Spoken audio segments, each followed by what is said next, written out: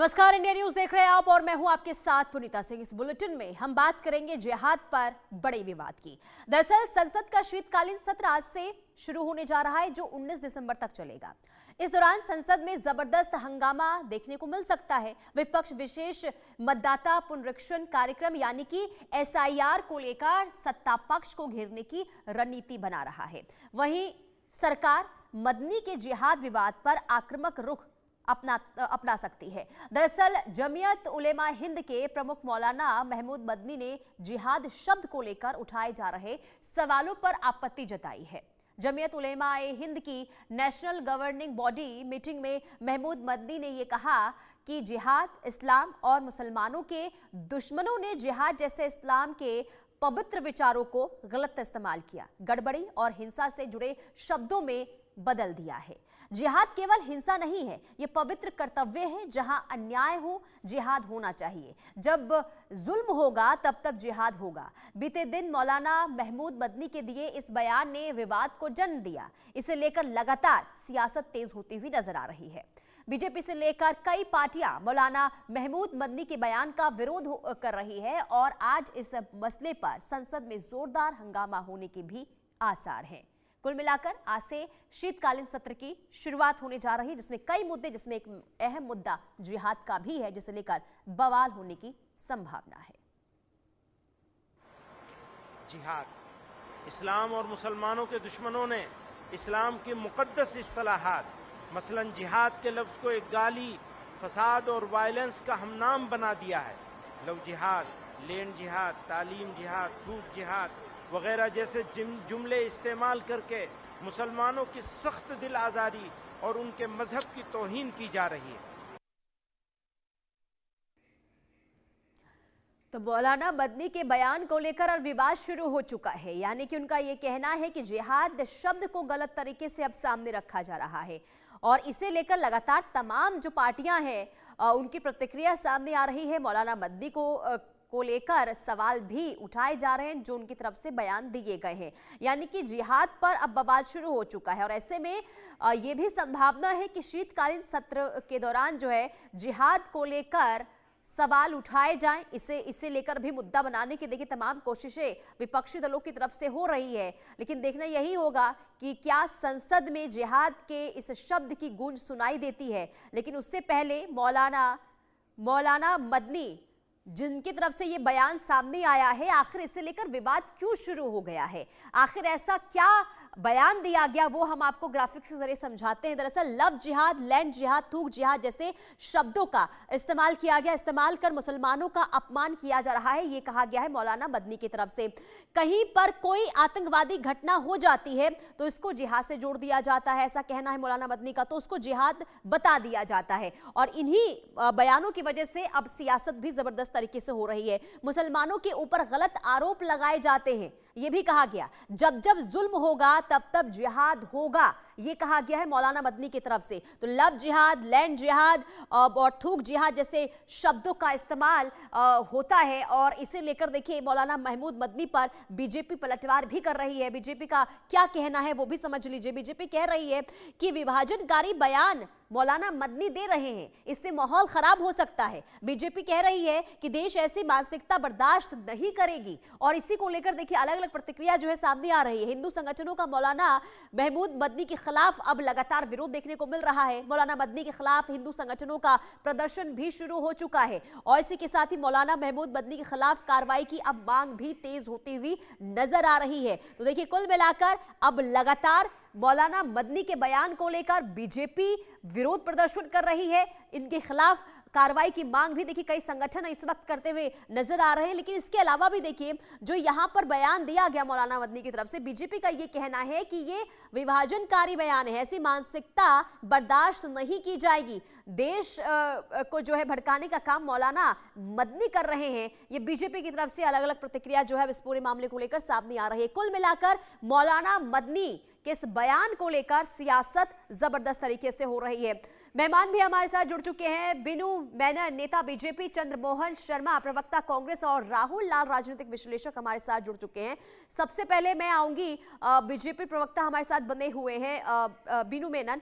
अब पहले तो आप तीनों का बहुत स्वागत इस चर्चा में। बिनू मेनन जी, क्योंकि देखिए मौलाना मदनी ने जो बयान दिया है उसे लेकर बीजेपी ये कह रही है कि ये विभाजनकारी मानसिकता है, देश को बरगलाने की कोशिश हो रही है, इससे माहौल खराब हो सकता है। लेकिन मौलाना मदनी ने जो बयान दिया है, जरा उसके मायने आपको समझाइए, किस तरीके से देख रहे हैं इस तमाम बयानों को? देखिए, मौलाना मदनी जो है ये पहली बार नहीं है जब इन्होंने देश के खिलाफ या आतंकवादियों के समर्थन में ये उतरे हैं। हम्म। और ये देश को बांटना ही नहीं, साथ में जो है जो इस्लाम के मानने वाले हैं उनको भी देश भर में उनको बदनाम करने का काम इनके बयान करते हैं। और जहां तक देश है, देश के ऊपर जब आपदा आती है सबको हाँ। एकजुट होना चाहिए।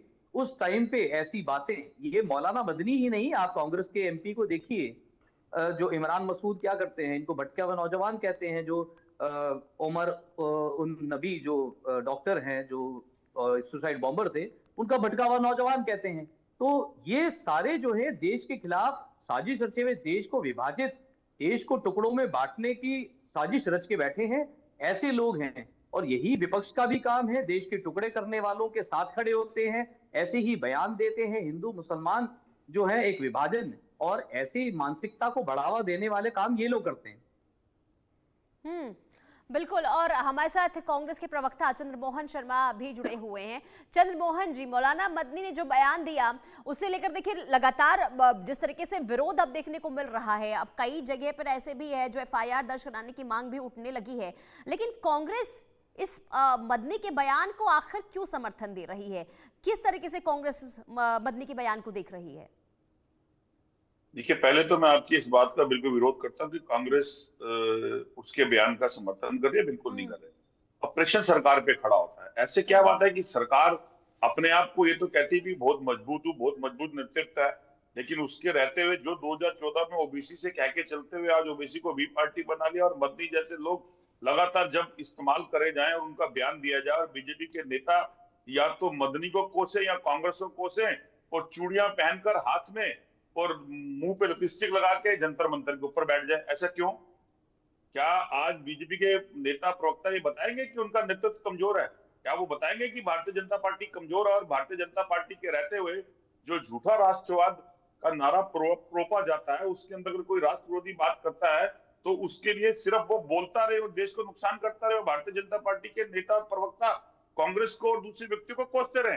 क्या देश की जनता ने उनको इसलिए चुना था? लेकिन सर, मेरा सवाल ये है कि चंद्रमोहन शर्मा जी, मौलाना मदनी ने जो बयान दिया है उसे आप किस तरीके से देख रहे हैं?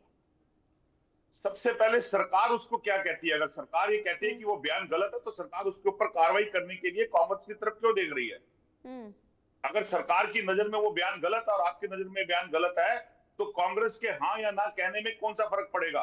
फर्क सरकार की नीति पे पड़ेगा कि सरकार को अपनी जरूरत के हिसाब से किसी मुस्लिम व्यक्ति का, किसी मुस्लिम नेता का बयान इस्तेमाल करके हिंदू वोट इकट्ठे करने हैं, देश के अंदर ध्रुवीकरण करना है, देश के अंदर विभाजन करना है, जो भाजपा के अंदर है। अभी आज आरएसएस के हेडक्वार्टर के ऊपर जो नियरेस्ट मंदिर है, जो 1947 से पहले के बने हुए हैं, उनको हेडक्वार्टर आरएसएस की जगह लेने के लिए लगातार मंदिर तोड़ रहे हैं, और तिलकधारी और भगवाधारी जो अंधभक्त हैं वो चुपचाप बैठे हुए हैं। कारण क्या है? अगर यही काम अगर कांग्रेस की सरकार करती है, कोई और पार्टी करती, तो इनको हिंदुत्व और राष्ट्रवाद याद आ जाता। पूरी तरह से देश को आज इन्होंने फिरका प्रस्ती के अंदर बांट दिया है। सत्ता के लालच के अंदर झूठ बोलते हैं और झूठ की राजनीति करते हैं, और चोर चोरी करता है। वोट चोर, गद्दी चोर। बीनू मेनन जी, अब कांग्रेस यानी कि चंद्रमोहन शर्मा ये कह रहे हैं, आपने सुना ही उनके बयान को, उनका कहना है कि अगर अब सरकार को लग रहा है कि माहौल खराब हो रही है तो कार्रवाई क्यों नहीं होती है उनके खिलाफ? कार्रवाई होनी चाहिए। आप लोग सिर्फ वोट के लिए तमाम चीजें करते हैं।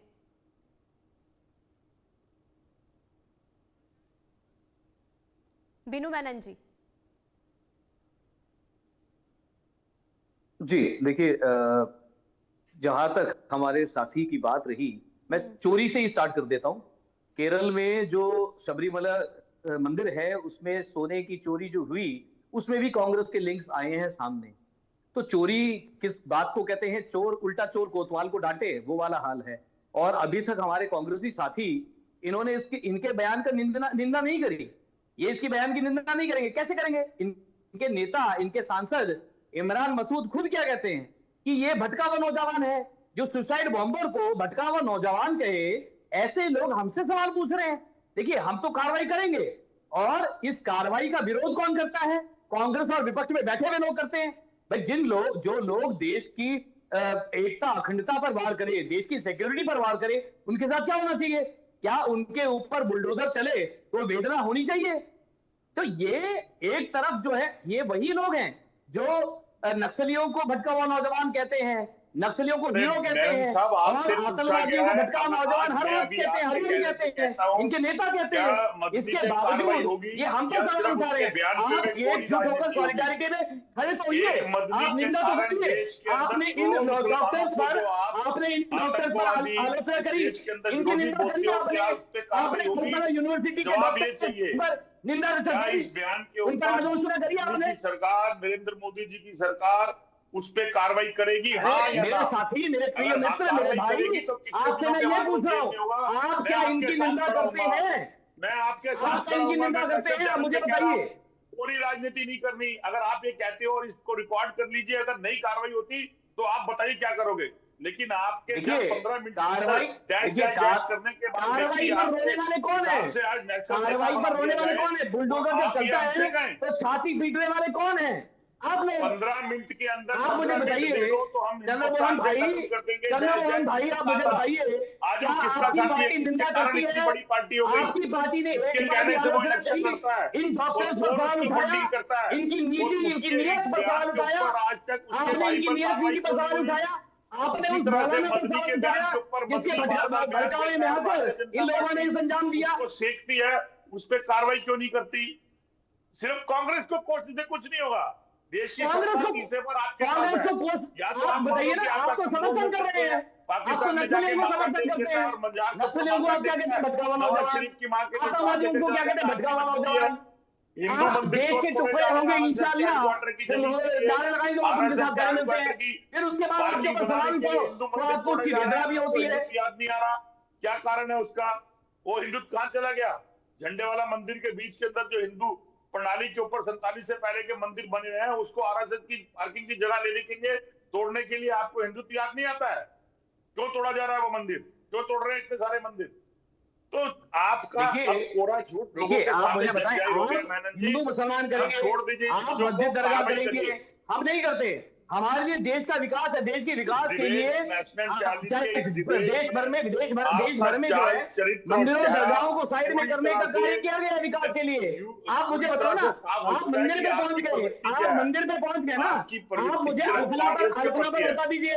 आप इन सुसाइड बॉम्बर्स को भटका हुआ नौजवान जो कह रहे हैं आपके नेता, आप उसका जवाब दे दीजिए मुझे। इमरान मसूद ने कहा कि नहीं कहा? आप इमरान मसूद के बात का समर्थन करते हैं? आप अपने नेता इमरान मसूद के बयान का समर्थन करते हैं? मारे गए थे, वो सच देश की जनता के सामने आया। देखिए, देश के यही चीज बता रहा हूँ मैं आपको। आपने इसी चीज को पाकिस्तान यूएन में लेके गया था, जो पहलगाम में अटैक हुआ, इस पे आप अपने देश की सेना पर सवाल उठाते हैं, उनकी शहादत पर सवाल उठाते हैं। यही चीज पाकिस्तान हमेशा पाकिस्तान ने कभी किया। पाकिस्तान के एमपी ने, पाकिस्तान के सांसद ने, अपने सदन ने इस चीज को कमिट किया कि ये पाकिस्तान की करतूत है। इसके बावजूद आज भी आप जो है अपने देश के जवानों के साथ, लेकिन चंद्रमोहन शर्मा जी,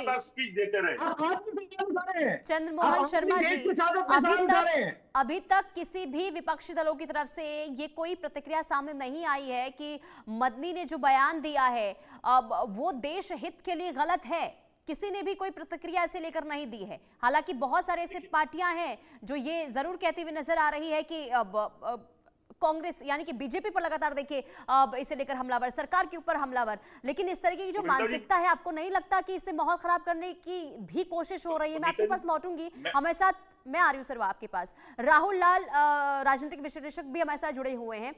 राहुल लाल जी, देखिए साफ तौर पर मदनी का ये कहना है कि जिहाद शब्द का गलत इस्तेमाल हो रहा है, यानी कि दुश्मनों के द्वारा इस शब्द का गलत इस्तेमाल किया गया है। यानी कि अब तक जो हम जिहाद को लेकर सुनते आ रहे थे वो गलत है, या फिर मदनी की तरफ से जो कहा गया है जिहाद को लेकर वो सही है?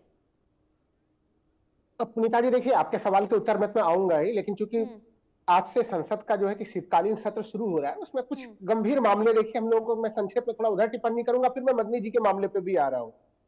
संसद के शीतकालीन सत्र में केवल 19 दिन के अंतर्गत जो है उसमें 15 बैठकों में 14 कानूनों को जो है कि वहां पे विधेयकों को प्रस्तुत किया जाना है।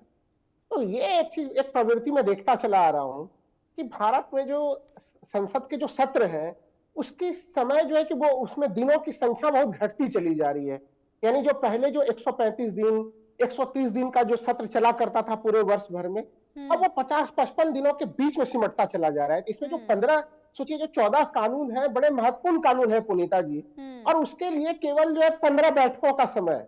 अगर ये हम लोग मान लें, पहले तो वो संभव नहीं दिख रहा, क्योंकि संसद के भीतर टकराहट की स्थिति काफी ज्यादा बनी हुई रहेगी, लेकिन अगर मान लीजिए सत्ता पक्ष और विपक्ष के बीच में टकराहट की स्थितियां ना होती और हर विधेयक को जब प्रस्तुत किया जाता और उसके ऊपर थोड़ी चर्चा करने की स्थितियां बनती, तो क्या ये समय पर्याप्त होता? तो ये एक बड़ा सा एक चिंता का विषय है कि संसद सत्र की अवधि क्यों घटती चली जा रही है। और दूसरी चीज, वो एक तो छोटी सी अवधि होती है, वहां पे भी जो है कि सत्ता पक्ष और विपक्ष के बीच में एक जो तालमेल की स्थिति बननी चाहिए, जो पहले गंभीरता के साथ सर्वदलीय बैठक में जो एक फ्लोर मैनेजमेंट की स्थितियां होती थी, वो स्थितियां भी हम लोग नहीं देख रहे हैं। आपको याद होगा जो पिछला बैठक था वो भी एसआईआर के नाम पे जो है कि वो धुल गया था, वहां पे कोई सहमति नहीं बन पाई थी सत्ता पक्ष और विपक्ष के बीच में, और वो स्थितियां अभी भी जो है कि बनी हुई है यहाँ पे। अब मैं आता हूं मदनी जी के मामले को लेके। देखिए, जो मदनी जी का पूरा बयान है, उस पूरे बयान को लेके ये आप सही कह रहे हैं कि विपक्ष की तरफ से जोरदार खंडन नहीं आया, लेकिन विपक्ष की जो बड़ी पार्टी है कांग्रेस, क्या कांग्रेस ने समर्थन किया? कांग्रेस ने समर्थन भी नहीं किया है उसका बड़े पैमाने पे, कि कोई उसके समर्थन में जो है कि तमाम नेताओं का कोई बयान आ रहा हो या किसी बड़े नेता का एक भी कोई बयान मुझे भी दिखाई नहीं दिया है। तो दो तीन एक कुछ चीजों से तो इसमें अगर वो चीजें राष्ट्रीय सुरक्षा के लिए खतरे की स्थिति है, जैसे कि मैंने यहाँ पर भी भारतीय जनता प्रतिनिधि को भी सुना और कांग्रेस प्रतिनिधि को भी सुना, अगर वो राष्ट्रीय सुरक्षा के लिए कोई खतरे की स्थिति है तो फिर उस स्थिति में क्या कार्रवाई करते समय जो है कि जो सत्तारूढ़ पार्टी है वो ये देखेगी कि विपक्ष का रवैया क्या होगा उसमें, क्योंकि वो राष्ट्रीय सुरक्षा का मामला है। तब तो फिर ऐसे स्थिति में अगर मदनी जी का बयान कहीं से भी लग रहा है कि वो भड़काऊ हुआ है या फिर वो आतंकवाद को प्रोत्साहन करने वाला बयान है, तो फिर उनके ऊपर बहुत कठोर कार्रवाई त्वरित तौर पर होनी चाहिए। वो कार्रवाई होते हुए हम लोग नहीं देख रहे हैं। तो ये जिस तरह से हमें लग रहा है कि ये बयान आया है और संसद के शीतकालीन सत्र के जस्ट पहले ये बयान आया है, ये तो हमें लग रहा है कि कहीं न कहीं ये एक जो मूलभूत मामला, जो मैंने कहा कि संसद के भीतर इतने बड़े बड़े जो है कि विषय है, वहां पे गुटखे से संबंधित निर्णय है, दूसरे तमाम जो है कि विधेयक सरकार लेके आई है, तो क्या हम लोग उन विधेयकों पे चर्चा सुनेंगे वो, या फिर वो शांतिपूर्ण ढंग से पारित होते हुए देखेंगे उसको? ये एक चिंता का विषय है पुनीता जी, जिसके ऊपर हम लोग को गंभीरता से चिंतन करना पड़ेगा। नहीं, कांग्रेस के प्रवक्ता हमारे साथ बने हुए हैं, उनसे ही सवाल कर लेते हैं।